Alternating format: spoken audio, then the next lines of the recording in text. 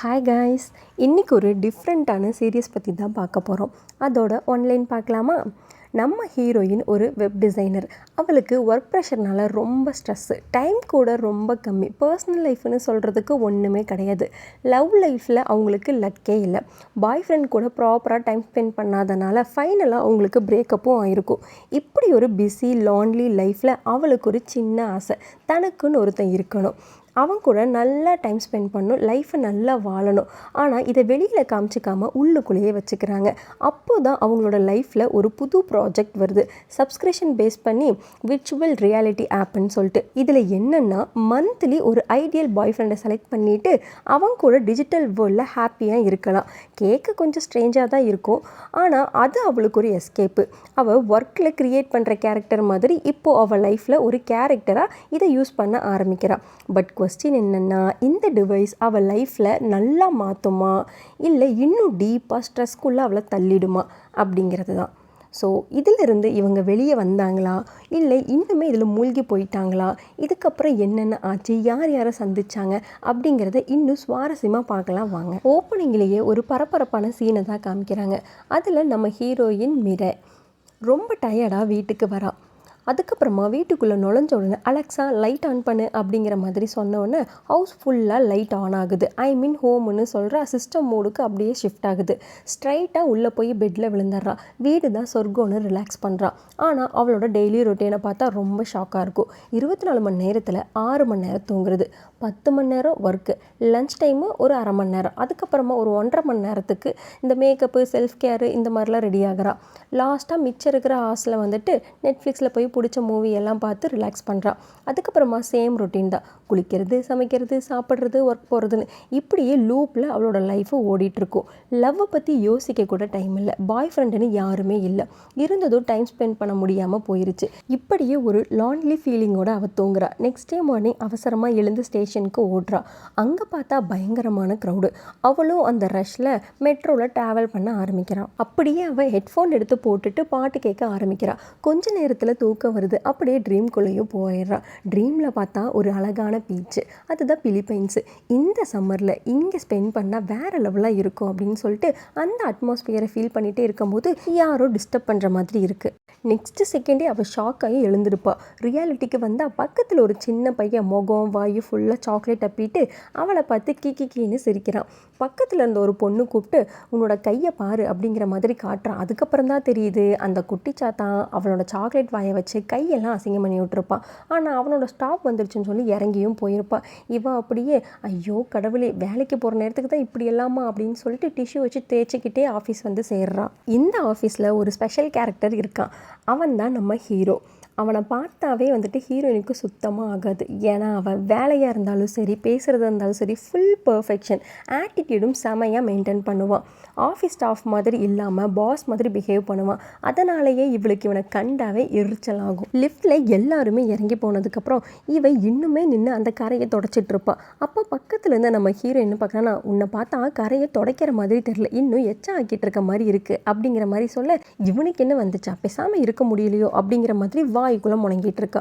Lift open ஆன உடனே அவள் ஃபஸ்ட்டாக ஓடி போகணும்னு நினைக்கிறான். ஆனால் அதுக்குள்ளே ஹீரோ கிராஸ் ஆயிடுவான்.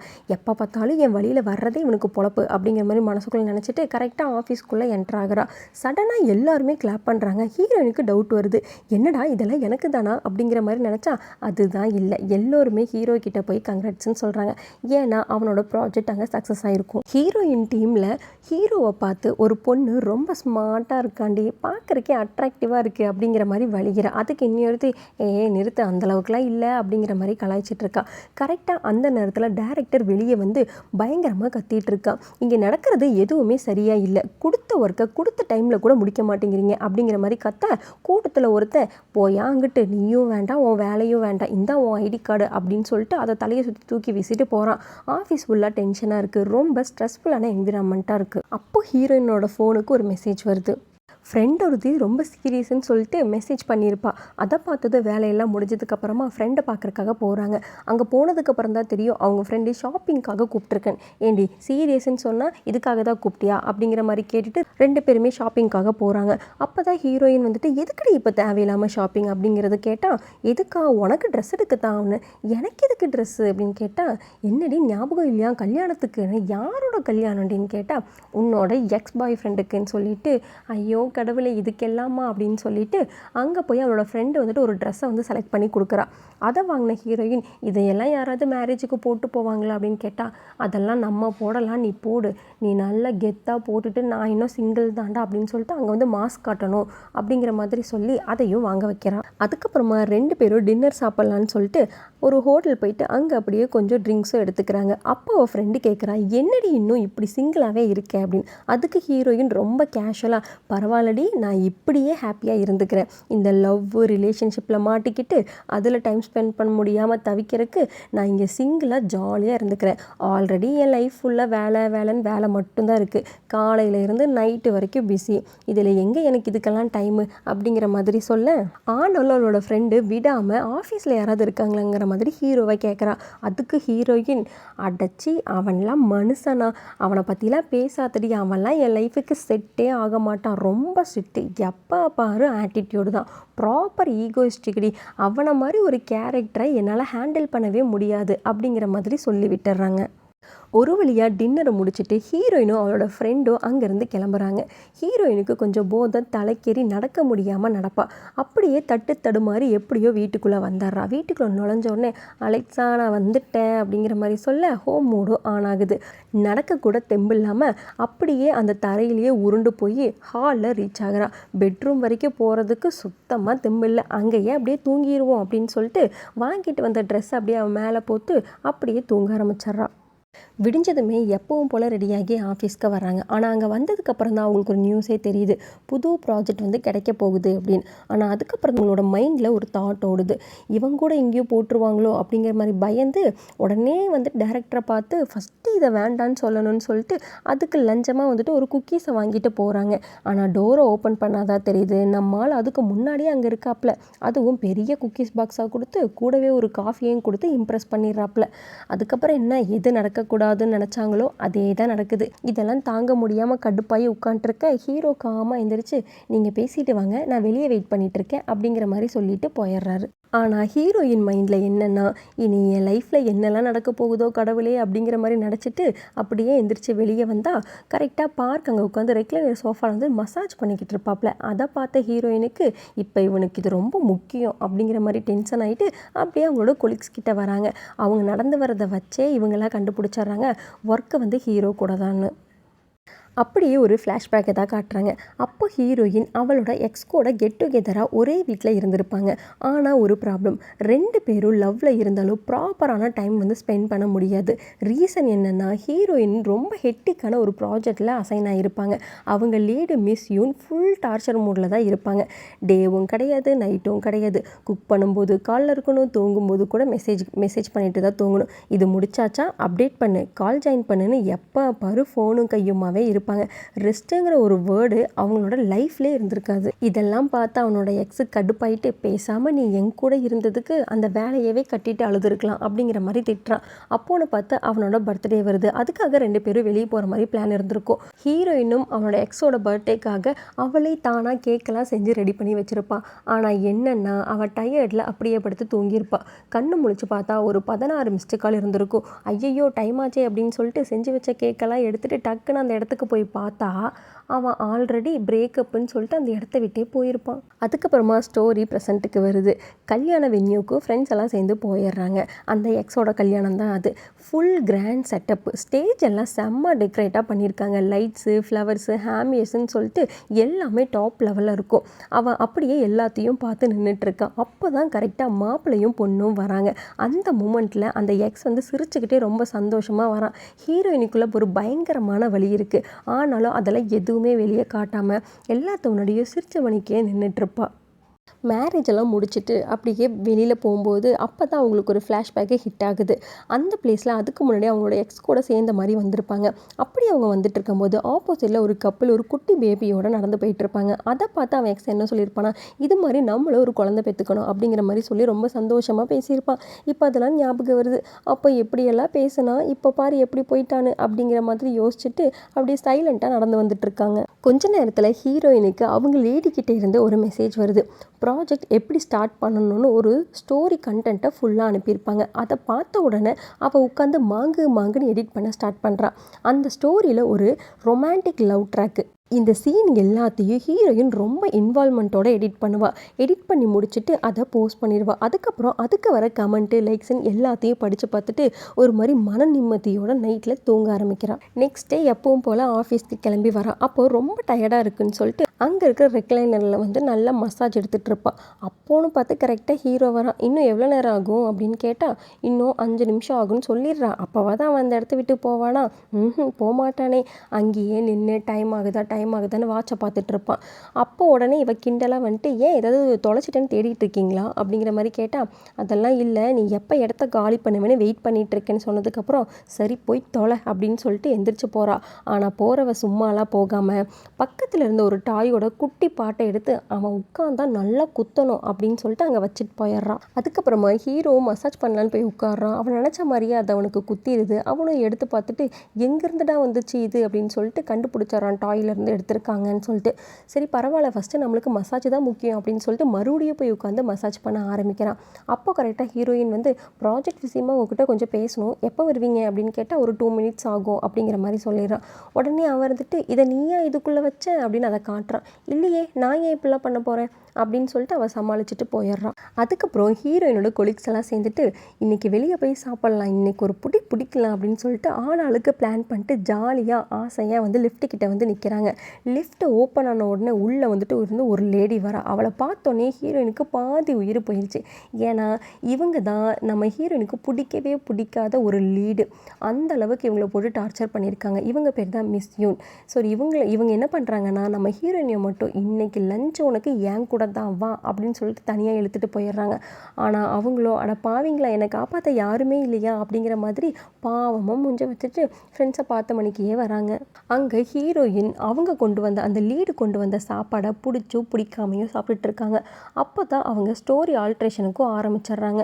இது இப்படி தான் இருக்கணும், இதெல்லாம் நீ மாற்றணும் அப்படிங்கிற மாதிரி சொல்லிகிட்டே இருக்க அதுக்குள்ளே ஹீரோயின் மைண்டில் போச்சுடா, இவ ஸ்டார்ட் பண்ணிட்டாலா, இனி என் நிம்மதியும் ஓகையா அப்படிங்கிற மாதிரி ஓடிட்டுருக்கு.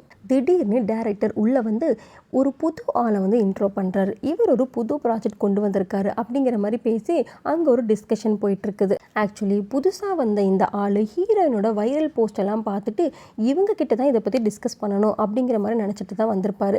ஆனாலும் இப்படிலாம் போயிட்டு இருக்கும்போது மிஸ் யூன் வந்து சும்மா இருக்கக்கூடாதே, நம்மளோட பங்கு ஏதாவது இருக்கணுமே அப்படின்னு சொல்லிட்டு அப்பப்போ வந்து இதோ என்னோட ப்ராஜெக்ட்டுக்கு நீ இப்படி தான் பண்ணணும், இதை மறந்துடாத, ஞாபகம் வச்சுக்கோ அப்படின்னு சொல்லிட்டு ஹீரோயினை போட்டு அப்போ கூட நிம்மதியாக விடாமல் டிஸ்டர்ப் பண்ணுறாங்க. ஒரு வழியாக மிஸ் யூன் வந்து கிளம்புறாங்க. அப்போ ஹீரோயின் அவங்க கிட்ட போயிட்டு இந்த மாதிரி இந்த ப்ராஜெக்ட்க்கு கொஞ்சம் டைம் வந்து எக்ஸ்டெண்ட் பண்ணிக்கலாமா அப்படிங்கிற மாதிரி கேட்டால் அதெல்லாம் நோ, கொடுத்த டைமுக்கு கரெக்டாக வந்துடணும் அப்படிங்கிற மாதிரி ஸ்ட்ரிக்டாக சொல்லிட்டு போயிடுறாங்க. அதுக்கப்புறம் அந்த நியூ ப்ராஜெக்ட் கொண்டு வந்தான் இல்லையா, அவன் என்ன பண்ணுறான்னா ஹீரோயின் கிட்ட தனியாக மீட் பண்ணி பேசணும்னு சொல்லிட்டு அவங்கக்கிட்ட என்ன சொல்கிறான்னா, இதை நீங்கள் எக்ஸ்பீரியன்ஸ் பண்ணி பார்க்கணும், என்னோடய ப்ராஜெக்ட் கொஞ்சம் அட்வான்ஸாக இருக்கும், நீங்கள் மேனுவலாக எதுவுமே பண்ண தேவையில்லை, அதே சமயம் நீங்கள் ஸ்பெண்ட் பண்ணுற டைமுக்கு நான் அமௌண்ட்டும் கொடுத்துருவேன்னு சொல்ல அப்போ தான் ஹீரோயின் கொண்டு தோணுது, இதெல்லடா நீ முதல்ல சொல்லியிருக்கணும் அப்படிங்கிற மாதிரி யோசிச்சுட்டு கவலையே படாதீங்க சார், உங்கள் ப்ராஜெக்டை நான் பார்த்துக்கிறேன் அப்படின்னு சொல்லிட்டு அந்த டிவைஸை வாங்கிட்டு வீட்டுக்கு போய் ஓப்பன் பண்ணுறாங்க. உள்ளே பார்த்தா ஒரு டிவைஸ் இருக்குது, கூடவே ஒரு ஹெட்செட் மாதிரி ஒன்று இருக்குது. அதுக்கப்புறமா இதை யூஸ் பண்ணுறப்ப வந்து ரொம்ப ரிலாக்ஸான ஒரு பிளேஸில் இருக்கணும்னு யூசர் மேனுவலில் போட்டிருக்கோம்.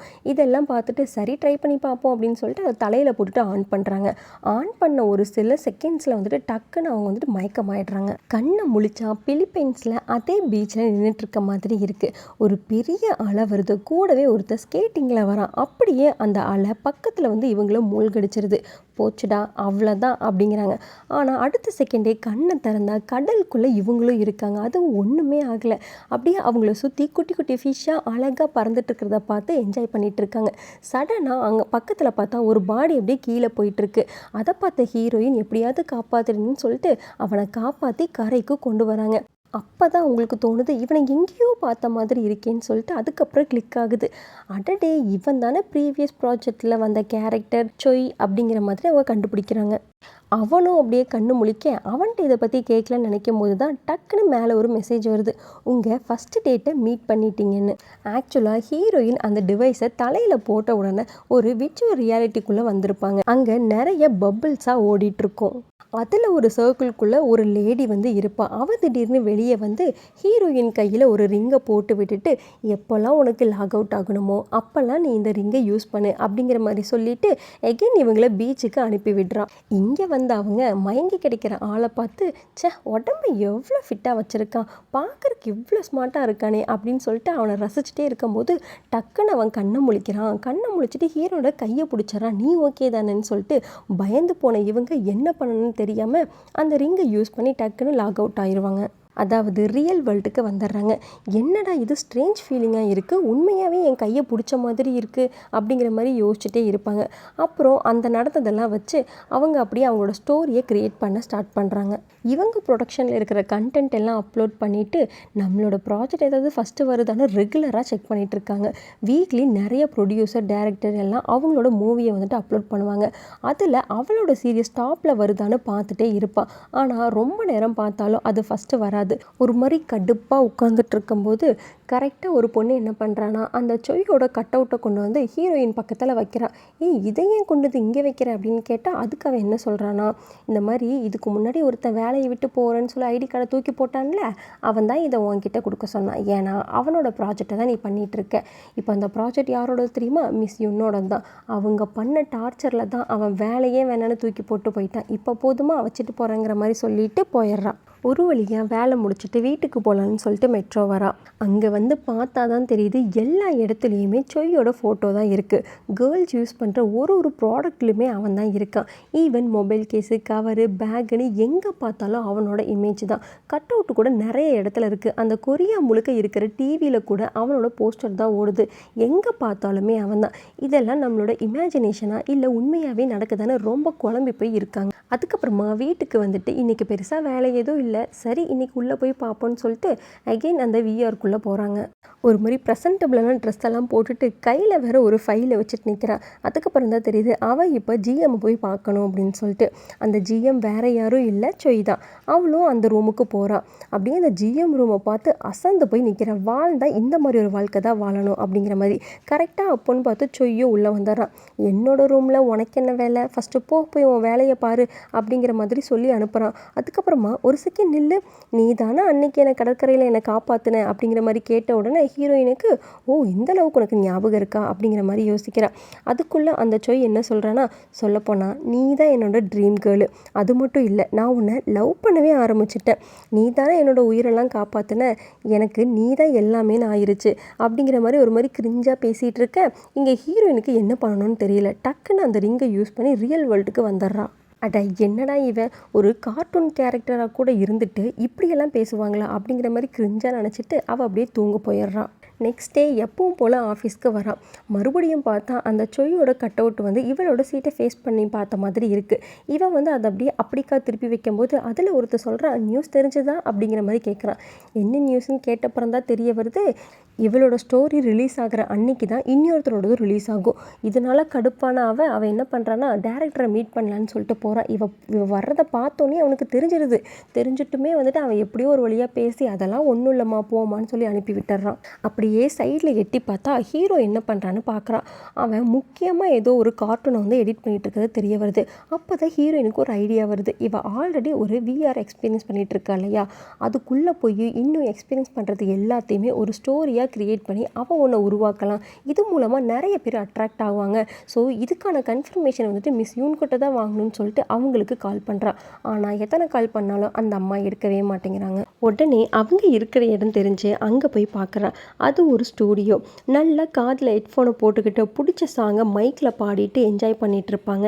பிரச்சனை ஆனாலும் பரவாயில்ல அப்படின்னு சொல்லிட்டு அதை அந்த கதவை நல்லா தள்ளிட்டு உள்ளே போயிடுறாங்க. அதுக்கப்புறமா மிஸ் யூன் என்ன கேட்குறாங்கன்னா, இங்கே என்ன பண்ணிகிட்ருக்கேன், அதுவும் ஆஃபீஸ் விஷயமா இங்கே வந்திருக்கியா, நான் இங்கே இருக்கேன்னு உனக்கு எப்படி தெரியும் அப்படிங்கிற மாதிரிலாம் கேள்வி கேட்க, ஐயோ ஆல்ரெடி உங்களை பார்க்க நான் இங்கே வந்திருக்கேன், அதனால நான் வந்தேன் அப்படிங்கிற மாதிரி சொல்லிவிட்டு அவங்கள ஒரு இடத்துக்கு கூப்பிட்டுட்டு போய் உட்கார வச்சு நடந்ததை எல்லாத்தையும் சொல்கிறாங்க.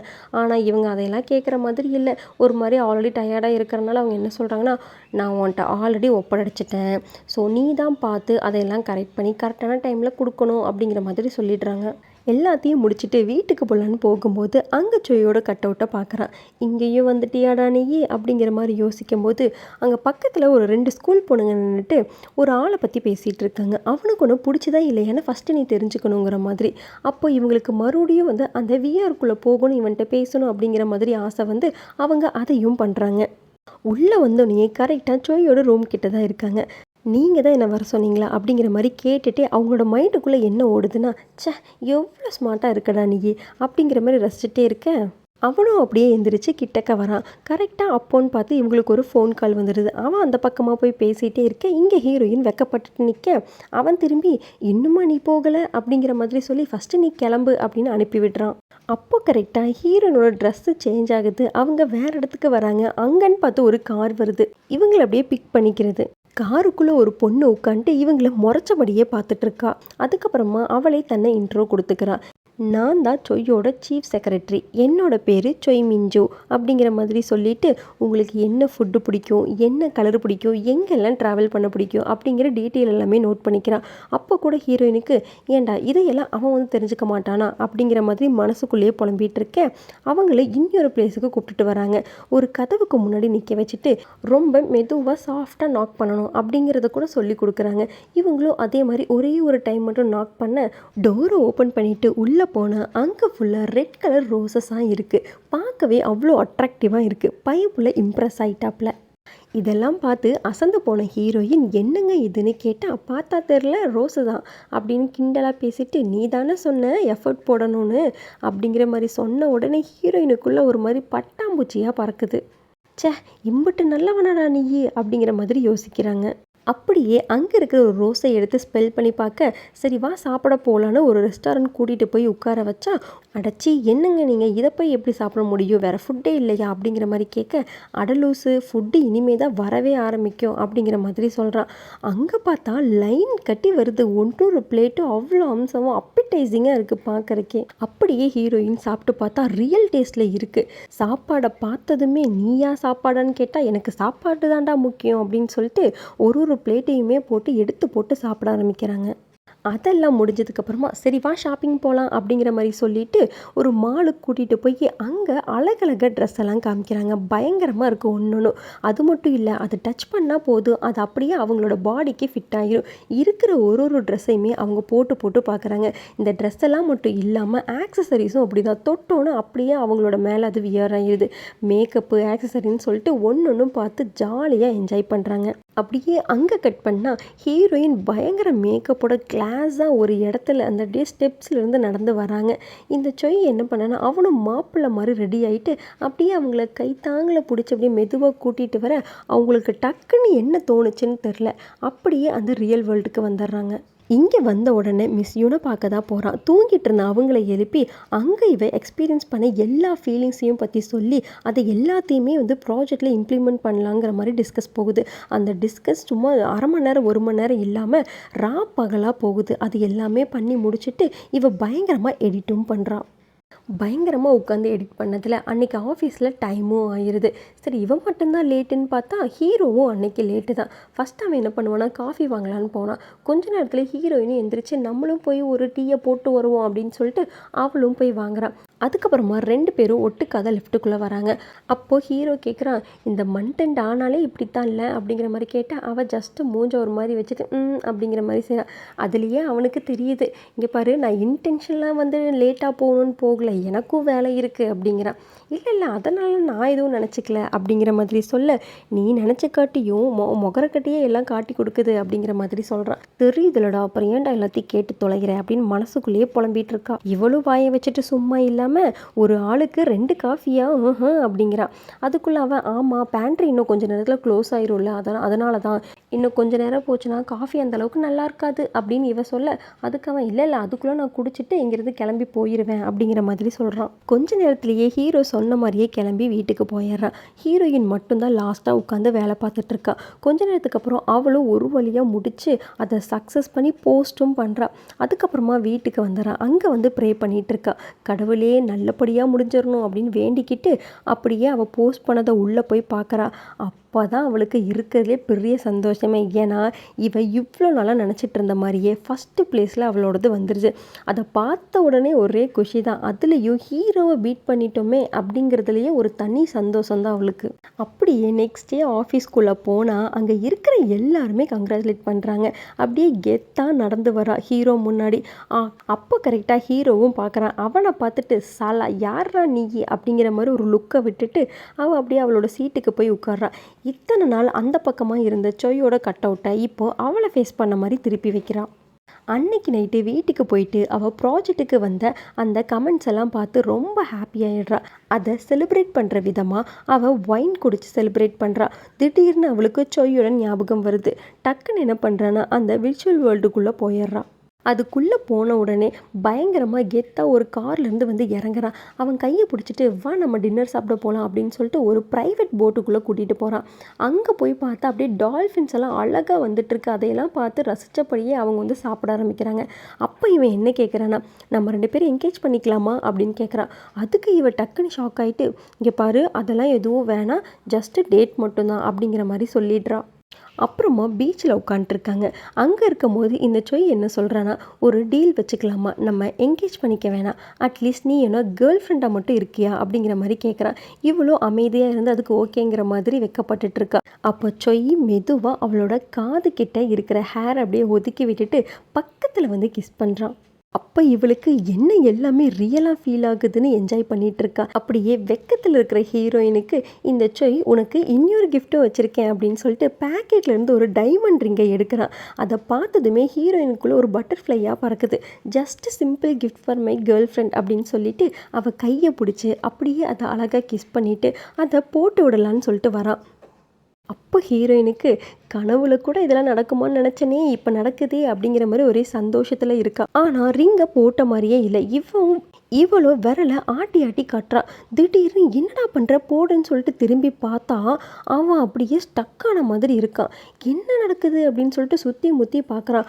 அங்கே எல்லாமே ஸ்டக்கில் தான் இருக்குது. அந்த விர்ச்சுவல் வேர்ல்டே பார்த்திங்கன்னா ஸ்டக்கில் தான் இருக்குது. அப்போ தான் ஒரு நோட்டிஃபிகேஷன் வருது, சொய் கூட உங்களோட 50 ஹார்ஸும் முடிஞ்சது அப்படிங்கிற மாதிரி. அட என்ன எலவுடா இது அப்படின்னு சொல்லிட்டு அவள் ரியல் வேர்ல்டுக்கு வரா. வந்த உடனே அந்த டிவைஸோட கார்டு எடுத்து செக் பண்ணுறா. அப்போ தான் தெரியுது 50 ஹார்ஸ்க்கு மேலே டேட் பண்ண முடியாது. அதை பார்த்து மனசுடைஞ்சு போன ஹீரோயின் எனக்கு மட்டும் ஏன்டா இப்படியெல்லாம் நடக்குது அப்படிங்கிற மாதிரி அப்செட் ஆகிடுறா. நெக்ஸ்ட் டே ஆஃபீஸ் போனாலும் அவள் அப்செட்டாக தான் இருக்கா. இதை எல்லாமே யோசிச்சுட்டு எதையோ இழந்த மாதிரியே சுற்றிட்டு இருக்கா. அதுக்கப்புறமா அந்த ப்ராஜெக்ட் டைரக்டரை பார்த்து ஃபீட்பேக் கொடுக்கலான்னு சொல்லிட்டு இருக்கும்போது தான் அவன் என்ன சொல்கிறான்னா, நீங்கள் இன்னும் அதை சரியாக யூஸ் பண்ணலன்னு நினைக்கிறேன், அதில் ஒன்று மட்டும்தான் யூஸ் பண்ணியிருக்கீங்க, டோட்டலாக 899 இருக்குது, அது கூடவே 1 மந்த் டைமும் இருக்குது, ஸோ கரெக்டாக யூஸ் பண்ணுங்கள், இல்லைன்னா நீங்கள் தான் ரெக்ரெட் பண்ணுவீங்க அப்படிங்கிற மாதிரி சொல்லிடுறான். வீட்டுக்கு வந்த ஹீரோயினுக்கு அதே ஞாபகமாக இருக்குது. ஸோ டக்குன்னு மைண்டு மாதிரி அந்த டிவைஸை எடுத்துகிட்டு பெட்ரூம்குள்ளே போய் மறுபடியும் விர்ச்சுவல் வேர்ல்டுக்குள்ளே போகிறா. அங்கே போனால் நிறைய பப்பிள்ஸ் அமர்ந்துட்டு இருக்குது. அதில் ஒன்று தான் சூஸ் பண்ணணும். பட் ஸ்டில் அவளுக்கு சொய் மேலே தான் ஆசை அதிகமாக இருக்குது. ஆனால் என்ன பண்ணுறது, அதுதான் கம்ப்ளீட் ஆகிருச்சு. ஆனால் இருந்தாலும் அதை பார்த்தபடியே ஏங்கி போய் நின்றுட்டு இருக்கான். அங்கே இருந்த ஒரு அசிஸ்டன்ட் அவளே ஒன்று செலக்ட் பண்ணி அதுக்குள்ளே ஹீரோயினை அனுப்பி விடுறான். அங்கே போனால் நியூ ஸ்டோரி நியூ ஹீரோ. இதோட ஃபஸ்ட்டு 2 எபிசோட்ஸ் இங்கே கம்ப்ளீட் ஆகுது. இனி நெக்ஸ்ட் எபிசோடில் என்னென்னலாம் நடக்குது அப்படிங்கிறத அடுத்த வீடியோவில் பார்க்க மறக்காமல் சப்ஸ்கிரைப், லைக், கமெண்ட் பண்ணுங்கள்.